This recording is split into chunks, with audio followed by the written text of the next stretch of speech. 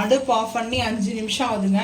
இங்கே பார்த்தீங்கன்னா இப்படி கொதிக்குது பாருங்க. ஸோ இந்த ரெசிபி என்னன்னா பிக்கலுங்க, green chilli pickle. So 1 by 1 பார்த்துட்டு நீங்களும் செஞ்சு சாப்பிட்டு மறக்காமல் வந்து கமெண்ட் பண்ணுங்கள். இந்த பிக்கல் அவ்வளோ டேஸ்ட்டாக இருக்கும். ரசமாக மண்சட்டி க்ரீன் பிக்கல் செய்யலாங்க, க்ரீன் சில்லி பிக்கல். ஸோ ரசமாக வந்து பார்த்தீங்கன்னா மண்சட்டி க்ரீன் சில்லி பிக்கல் செய்கிறதுக்கு வந்து பார்த்தீங்கன்னா ஃபஸ்ட்டு வந்துட்டு மிஸ்டர் கோல்டு நல்லெண்ணெய் எடுத்துருக்கேன். இப்போ சேர்த்துக்கலாங்க. பச்சை மிளகாய், ஊறுகாய், ஆயில் வந்து சேர்த்தாச்சு. ஆயிலில் வந்துட்டு சோம்பும் கடுகும் சேர்த்துக்கலாம். சேர்த்தாச்சுங்க. கொஞ்சம் பொரியட்டும். ஆனால் இது நம்மளுக்கு வந்து பொரியிற சவுண்டு வராது, ஏன்னா இவ்வளோ ஆயில் இருக்குதுனால அந்த சவுண்டு வராது. இது கூட இஞ்சி பூண்டு பேஸ்ட்டு 1 ஸ்பூன் சேர்த்துக்கலாம். வீட்டில் அரைச்சி ஃப்ரெஷ்ஷாக சேர்த்தது இஞ்சி பூண்டு பேஸ்ட்டு.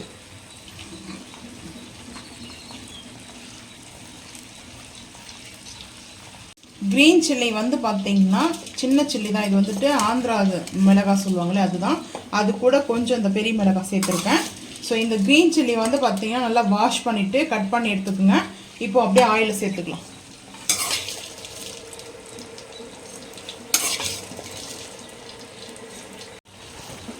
ஆயிலில் சேர்த்தாச்சுங்க. இந்த பச்சை மிளகாய் ஊறுகாய் வந்து செஞ்சு வச்சுட்டிங்கன்னா கர்ட் ரைஸுக்கு அவ்வளோ அல்டிமேட்டாக இருக்குங்க.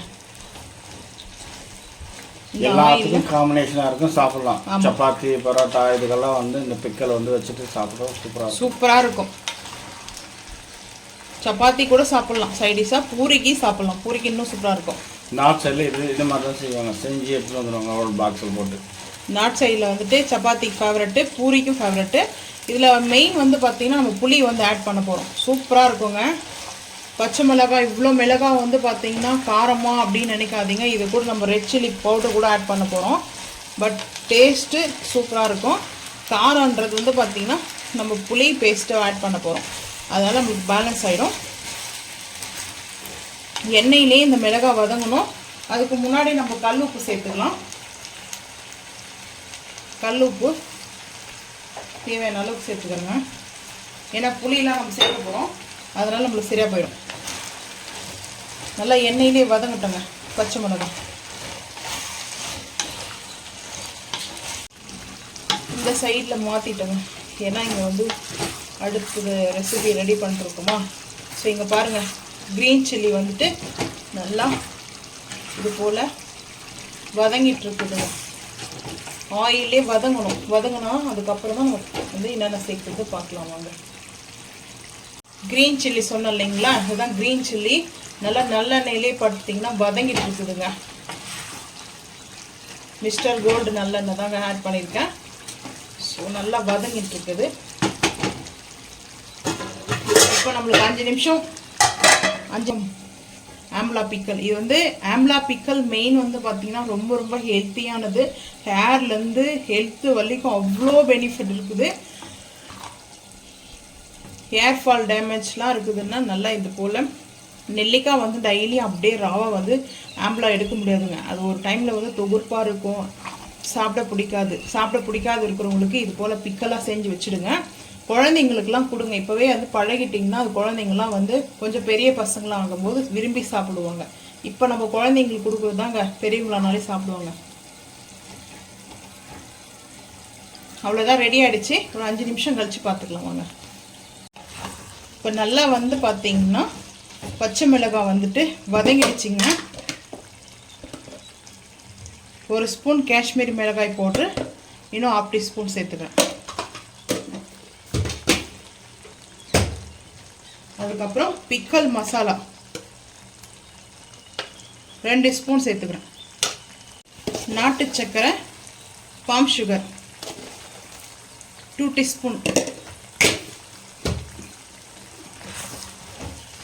ஹை ஃப்ளேமில் தான் இருக்குது. இப்போ நல்லா மிக்ஸ் பண்ணிவிட்டு எல்சி பெருங்காயம் கொஞ்சம் கூட சேர்த்தாச்சுங்க. இப்போது புளி பேஸ்ட் ஆட் பண்ணிக்கலாம்.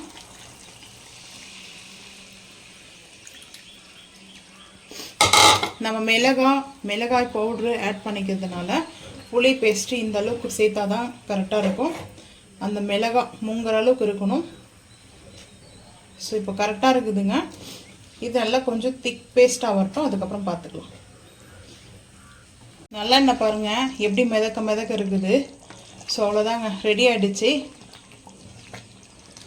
இந்த அளவுக்கு திக்காக இருந்தால் தான் அது நம்மளுக்கு வந்து ஆறுச்சுன்னா ஒரு 2 டேஸ்க்காவது இந்த மண் சட்டியில் இருக்கணும். ஆற நம்மளுக்கு அது பார்த்திங்கன்னா ஓரளவுக்கு திக்னஸ் ஆகிடுங்க. ரொம்ப வந்து திக்னஸாக எல்லாம் அடுப்பு ஆஃப் பண்ணக்கூடாது. இந்த டைமில் அடுப்பு ஆஃப் பண்ணிடலாங்க. அடுப்பு ஆஃப் பண்ணுறதுக்கு முன்னாடி அடுப்பு ஆஃப் பண்ணியாச்சு. இப்போ நான் வந்துட்டு ஃபைனலில் இந்த பிக்கலோடைய இன்னொரு மசாலா ஆட் பண்ணுறேன். ஸோ ஆட் பண்ணியாச்சுங்க. இந்த மசாலா ஆட் பண்ணுற இந்த ஹீட்லேயே நம்மளுக்கு கரெக்டாக இருக்கும். Green chilli pickle ready. So ஆறுனதுக்கப்புறம் கரெக்டாக நம்மளுக்கு இருக்கும். 2 டேஸ் கழிச்சு தான் நான் வந்து பார்த்திங்கன்னா எடுத்து வைக்க போகிறேங்க. இந்த பிக்கல் உங்களுக்கு ரொம்ப பிடிச்சிருந்தா இந்த ரெசிபி இந்த வீடியோ பார்த்து நீங்களும் செஞ்சு சாப்பிட்டு மறக்காமல் வந்து கமெண்ட் பண்ணுங்கள். பாருங்கள் எவ்வளோ சூப்பராக இருக்குது இந்த பிக்கல். ஆயில் நல்லா மிதக்க